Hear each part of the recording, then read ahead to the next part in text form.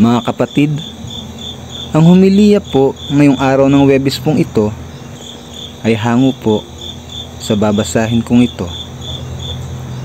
Marcos, Kapitulo 16, versikulo 15 hanggang 20. At sinabi ni Jesus sa kanila, habang kayo'y humahayo sa buong mundo, ay ipangaral ninyo sa lahat ng tao ang magandang balita.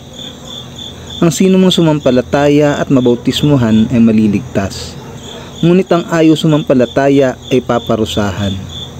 Ang mga sumasampalataya ay bibigyan ng kapangyarihang gumawa ng mga himala. Sa pangalan ko'y magpapalaya sila ng mga demonyo at magsasalita ng iba't ibang wika. Hindi sila maaano kahit dumampot sila ng ahas o uminom ng lason.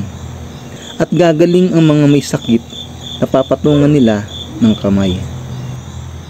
Ang pag-akyat kay Jesus sa langit.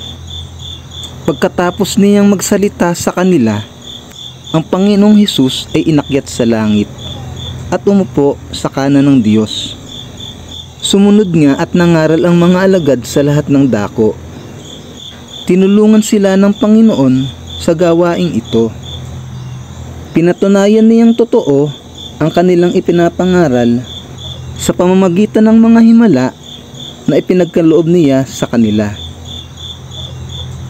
Ang mabuting balita ng Panginoon. Pinupuri ka namin, Panginoong Hesukristo.